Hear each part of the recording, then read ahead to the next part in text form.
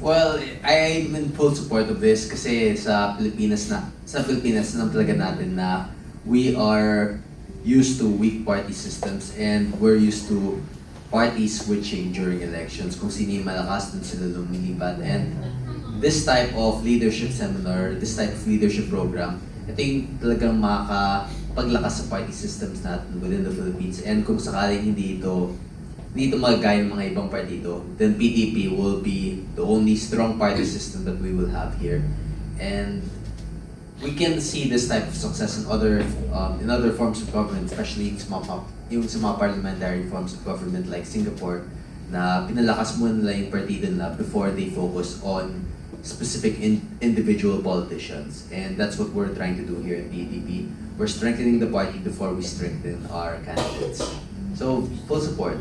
Yay, thank you.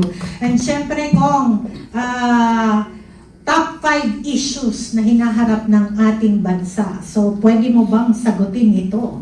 Tungkol sa inflation at presyo ng pagkain, ano ang konkretong solusyon na pwede mong ma-recommend, na pwedeng i-push ng PDP laban to address inflation and prices ng mga bilihin?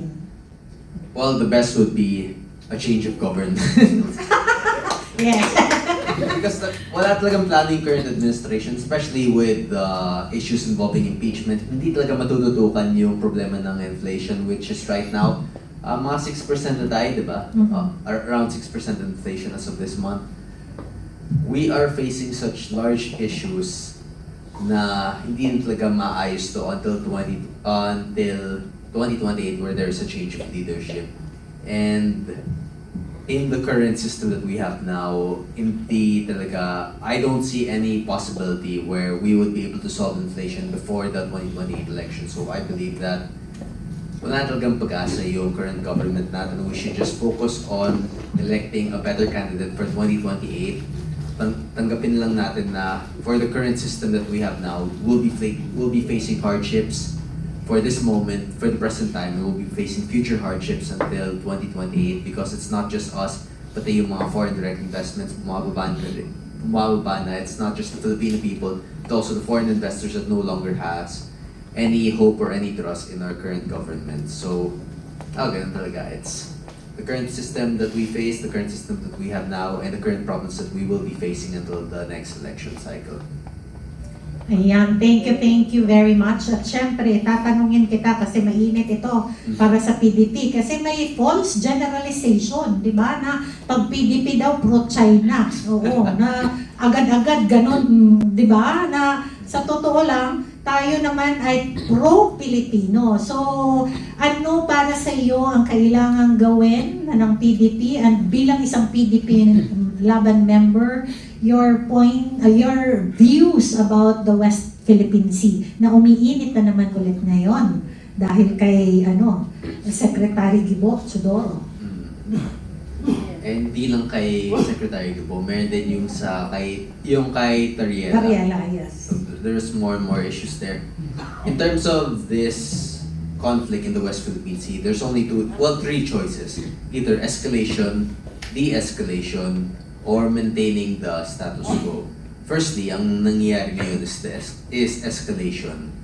We are escalating the diplomatic issues between Philippines and China regarding the West Philippine Sea. At ang stance naman natin dito is that our diplomatic relationship with China is not primarily just based on our diplomatic issue with the West Philippine Sea. China still remains as our #1 trading partner, and madami tayo yung talaga. We have a shared history with China, especially considering in World War II we were both in conflict with the former Japanese government during World War II with Imperial Japan.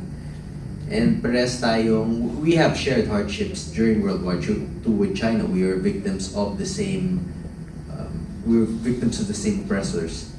So, this is not the end of our relations with China. This is not where it's not a cumulative relations between Philippines and China. And yun yung parang naging framework dito na pag iniisip ng Filipino-China, yun talaga yung unang pumapasok sa isip nila yung West Philippine Sea issue. But we also have plenty of relations in terms of trade with China. And ultimately, pag mas lumaki at mas naging, ito yung naging phase ng relationships natin with China, I think that this could only escalate and this could only worsen in our position. We should focus on a more neutral position, like what happened during the Vietnam War with America, where we did not directly supply troops, where we did not have a direct military involvement. Yun talaga yung dapat natin i-focus as a third world country with a struggling economy. We should not focus on direct military involvements on these types of issues. We should focus instead on building up our own economy, on focusing on local issues, on fixing our domestic policies before we focus on international issues. Kasi hindi talaga natin kaya military ng China if ever this were to escalate into a full-scale conflict. Wait, yung ba yung tanong yung kung ano yung issues natin sa West Philippine Sea? Oo, But tama. hopefully, we can go for a more neutral stance like the former administration, and let's not bring this issue up while we still have a weak military and a weak economy. Kasi hindi talaga natin kaya yan, and we do not have the public support for a war right now. People want to escalate, but when the escalation actually arrives, ang magiging stance naman natin is ba't hindi tayo nag-de-escalate, ba't hindi tayo gumawa ng peaceful resolution to this issue. O tingnan niyo, ang bata-bata niya, pero ang lalim ng pag-aaral tungkol sa ano. Di ba? Oo, ganyan sa PDP, di ba? Kaya welcome na welcome talaga sa Sana yung ano. mga iba dun sa mas mataas sa house, dapat ganyan din sumagot. Oo, di ba? Hindi nga nila masagot pagka tinatanong sila dyan eh. One-sided masyado. Si Kong Kiko, ang lawak ng ano you have to maintain and protect the people from war. Oo, Yes. ganun naman. Medyo nag-skip na tayong kaunti. Anyway, natagalak naman natin yung iba dito nung umpisa, no? Corruption issue, I think, sobra na yung pagsasalita niya dyan at siya yung nanindigan dyan. Kaya nga gigil na gigil sa kanya yung mga corrupt crocodile. Di ba? Then, siguro hindi na natin itanong, mag-skip ka nga ng isa, pumunta ka sa ano. Hindi, pwede bang wala Kasi- dyan sa may tanong ako sa Ay, kanya? natatakot ako, ayaw Oo, ko. Hindi, Ayaw ko. kasi malawak ang ni Kong eh. Alam mo na Kasi may isang very urgent issue na hinaharap natin ngayon, which is the Pax Silica issue. Magtanong lang tayo ng komentaryo ni Kong, baka Hindi pwede siyang Pwede ka bang kasi antay na sila, ang dami nagme-message. Naka-astrology yung sige, kasi okay na yan. when we talk about that issue, kailangan gawin natin isang ano talaga. Isang upuan. Sige. Okay. I don't invite Red Kong Iko. We need the brain of Capcom. Sige. Go tayo dyan. Ito na lang, yung isa. Actually, kasi it's a very developing story. Sobrang daming nagiging bagong information doon. And right now, it's still just a plan. And I understand or I know that it will not help kung pangungunahan natin tapos nakita natin malabo. Lalo natin palalabuin when we tackle it up nang hindi pa hinog. Mahirap yung hinog sa pilit. Parang racket lang yan. Pero kailangan lahat tayo mag-aral yan kasi according to the signature that pinirmahan na ng last April is November ang and anong buwan na ngayon? We are already in August, so September, October, in barely 2 months. So dapat i-topic talaga natin to sa kapihan. Yes. Because we only have barely 2 months na kung meron man tayong gagawin at meron man tayong anyway, next topic na Ikaw yan. ulit dyan, ka-Astra. Kasi, ito na yung pinaka-antay ng lahat, yung rapid fire. Mag-rapid fire na tayo. tayo. Mag-ingat ka, baka matulad tayo kay Mayla. Rapid fire, okay. Rapid fire. Para sa kanilang dalawa to dapat. Sa kanya lang muna. Sige. Para hindi na humaba. Kong, one word, President Rodrigo Roa Duterte. Best. Yes. PDP laban in one word. also best. Pero party naman. Okay. Pinakamahirap na desisyon bilang kongresista. One word ba yun? Hindi. Okay lang. Ah, You can explain. Pinakamahirap na kasi nung desisyon. congressman ako, parang every month may bagong issue eh. Ano kaya?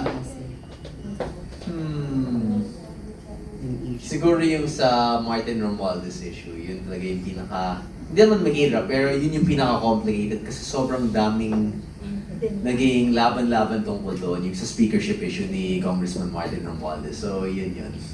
Ayan. 26 ka ngayon, 27. 27. 27. 27. Oh, kaka-27 mo lang, no? Kaka-27 ko nung September pa last year. Last year. 2028 Malapit na yung birthday mo. Isang buwan na lang. Okay, oo.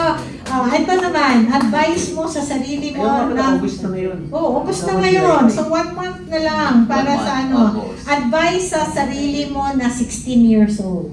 16 ako. Anong payo mo sa 16 years old self mo? Ay, oo, 16. Kasi sa 27 ka, mag-27 ka next month eh. Huwag mag-politics, magnegosyo na lang.